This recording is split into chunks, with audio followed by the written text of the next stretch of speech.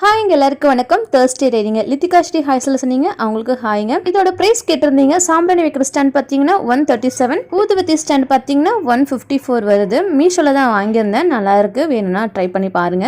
அன்னைக்கு மார்னிங் பூஜையெல்லாம் முடிச்சுட்டு ஒரு வெளியே போகிற ஒரு பர்சனல் கமிட்மெண்ட், பசங்களுக்கு மட்டும் ஓட்ஸ் ரெடி பண்ணி கொடுத்துடலாம் அப்படின்ட்டு பசங்களையும் கூட்டிகிட்டு போகிற மாதிரி தான் இருக்குது. எனக்கு ஒரே பீதி ஆயிடுச்சு, எப்படி தான் இவங்க ரெண்டு பேர்த்தையும் கூட்டிகிட்டு போய் மேனேஜ் பண்ணுறதுன்னு தெரியல. அங்கே போய் சாப்பிட வைக்கலாம் அப்படின்னு தான் ஃபஸ்ட்டு பேக் பண்ணேன். பட் இவங்க பண்ணுற அளப்பறைக்கு இங்கேயே வந்துட்டு எல்லாம் ஊட்டி விட்டு தான் கிளப்பி கூட்டிகிட்டு போனோம். இவங்களை கிளப்பி இவங்களுக்கு வேணுங்கிறதெல்லாம் பேக் பண்ணி நம்ம எடுத்துகிட்டு போகணும்னு நினச்சாலே நம்ம எங்கேயுமே போக வேண்டாம் அப்படிங்கிற மாதிரியே பண்ணி விட்டுருவானுங்க.